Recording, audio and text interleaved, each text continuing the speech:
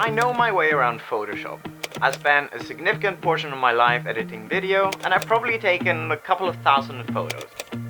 But video is an entirely different beast. A beast which I'm gonna challenge today.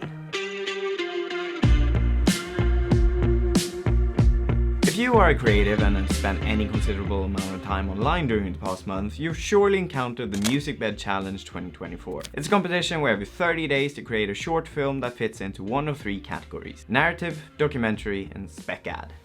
Hey, so sorry to interrupt. I'm sure it's clear already, but I just want to disclose that this video is not sponsored by Musicbed. I will be partaking in the competition and making this video showcasing the process. However, as I'm making this video, Musicbed has no affiliation with Blacklight Media, and this video is meant for entertainment purposes only.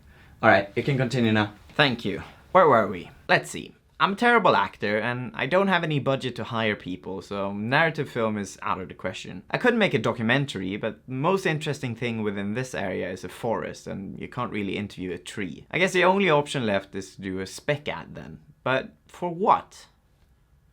No. Absolutely not. There's nothing good here. I'll guess I'll just go and procrastinate. Maybe something comes up.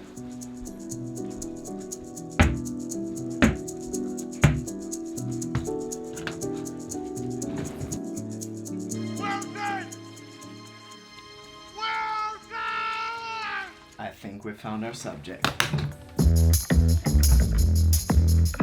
For a good commercial, you need a good story. But hey Will, you're making an ad. You don't need a story. Just some cool shots of the product, maybe some text explaining how great the quality is and that it's on sale. Yes, you absolutely do. A simple explainer ad, as I like to call them, work if you put them in front of an audience who is actively looking for whatever you're selling. But the downside with that is that you have to put it everywhere in order to reach the audience and stay top of mind. And as soon as you stop running that ad, people forget about it. Counter that with an ad that tells a good story. That one you might only see once or twice, but provided that it tells a good story, it will be way more memorable to you. Think of the best commercials that you've seen in your life. I bet all of those you remember tells a great story. Now, in order for me to have any chance in this competition and to make up for the lack of my videography skills, we need to tell a good story.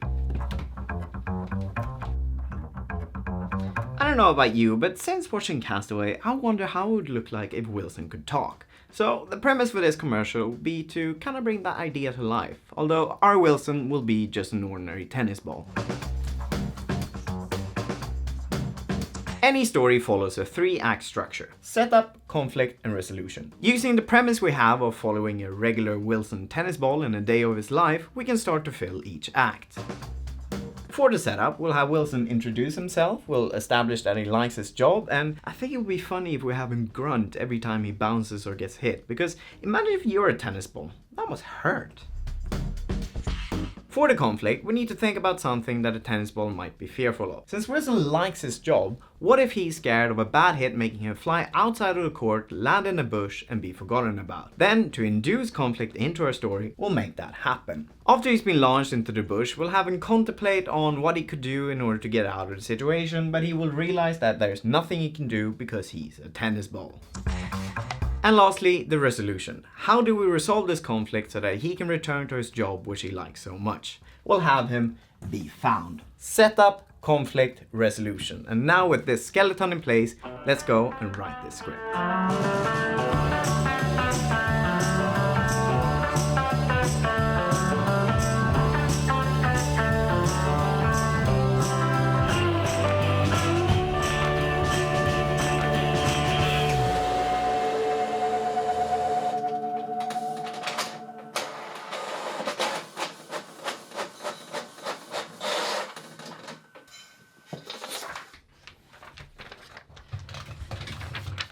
With the script in place, now the fun part begins. We need to figure out what kind of shots that we need. So let's create a storyboard. To establish where we are, then we're going to introduce Wilson himself. Then we need a couple of shots of a tennis player. I also want to get a close-up shot of Wilson flying through the air. I don't have any kind of rig to make that happen, but it's probably something we can solve with a stick of wood. When it's the peak dramatic moment of the video, I want to use a drone to get really high out. So we need to figure out a way to attach the ball to a drone. Where it lands, we're gonna have the environment change. So this one's gonna have 3 versions. This might actually be the worst storyboard of all time, but we have the script at least, and I have some ideas in my head. Looking at this, it's not really boding well for the actual shoot, but we'll see what happens. This shouldn't be too hard, right? I began shooting the second half of the video as I knew I could easily film that in my backyard. However, we got some unexpected company. Oh j***ar! Pappa! What the hell? Det är en älg här! Det är en jätteälg! Vad är... What? Shit! Ja... Oj, oj, oj! Hejdå! I guess that's just some of the stuff that you have to put up with when working in Sweden. Fearful that the moose might return, I waited a couple hours before heading out again to shoot the passing of time sequence. I dropped the ball in one spot and then tried to make the shot darker by adjusting the camera's exposure as well as blocking the sunlight with a trash bag. This would be the night shot. I brought the exposure up slightly and then sprayed the scene with a garden hose for the rainy day take. And lastly, I simply walked into the shot to pick up the ball. Before heading out to the tennis court, I needed to test my contraption for the POV shots to see if they would work. My first stick was a disaster. It was way too long and I don't possess the necessary After Effects skills to remove it in post. So after taking some inspiration from what kind of gear you can get out there, I settled on making a shorter stick which would be completely out of frame. You don't get the full ball in the shot as I initially intended, but it was a worthy compromise. From one disaster onto the next. I genuinely believe that it would work building a drone POV rig out of some wire. Let's set her off.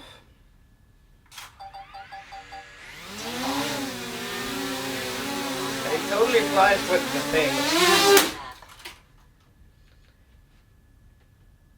Never mind. Still determined that this could work, I gave it another shot where I at least managed to get the ball balancing, but that ended up in a crash too. Oh no. The drone nicked my poster. So, what did we learn from this thing? Don't tie stuff to drones. Surrendering to my failure, I decided to give up the drone rig thing and just fly it as is and to somehow add the ball in post-production. The next morning, I got up early and headed to the tennis court where the majority of the filming would take place. This handsome man is my dear friend Victor, who agreed to get up at the crack of dawn to help me shoot this. Thank you, Victor. You are the best. We didn't have too much time as Victor had to get to work, but we pushed through and managed to get every shot that we had planned on the shot list. If I can give some advice from this experience, it would be to keep shooting so that you have more material than you planned for. I hadn't written these 2 shots on the shot list, but those made it into the final edit anyway. You will thank yourself later for taking extra shots, I promise you. Once I had returned from the tennis court, I had to figure out how to solve my drone shot. I had a pretty solid start with the drone flying up in the air and then down towards some trees, but I was so clueless on how I would get the ball in there. A couple of YouTube tutorials later, I figured I would try and make the ball spin in front of a blue screen and then animate the ball's trajectory through the air.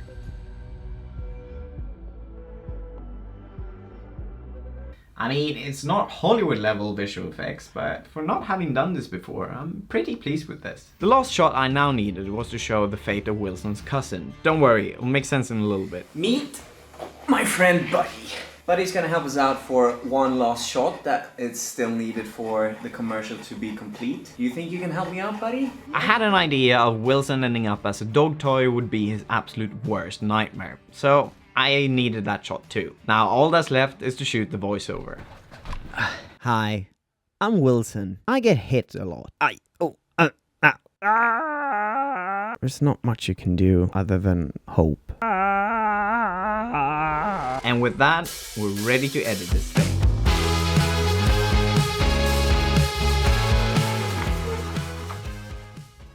Watching someone edit is about as exciting as watching paint dry, so I'm gonna spare you from that agony here today.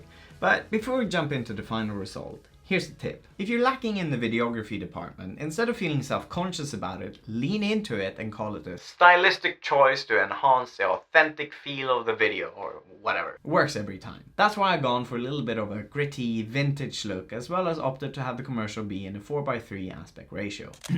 Boys, some help here, please?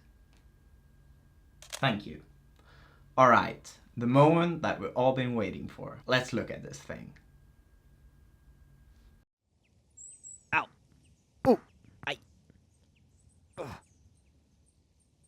Hi, I'm Wilson. I get hit a lot. Ouch. It doesn't hurt all the time. You get used to it. Wilson over there barely feels it anymore. I like my job. You get to be outside, feel the sun and experience flight and freedom. Not many get to do that. However, every time they take me out for a game, there's a risk. Something all of us fear with every hit.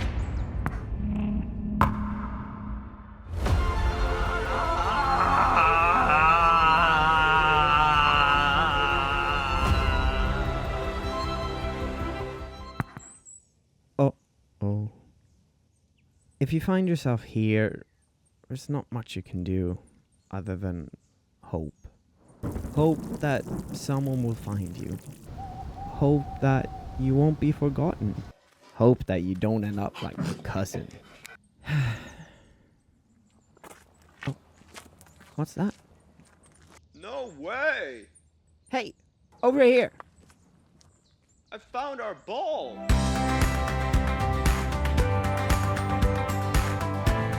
So that's the commercial.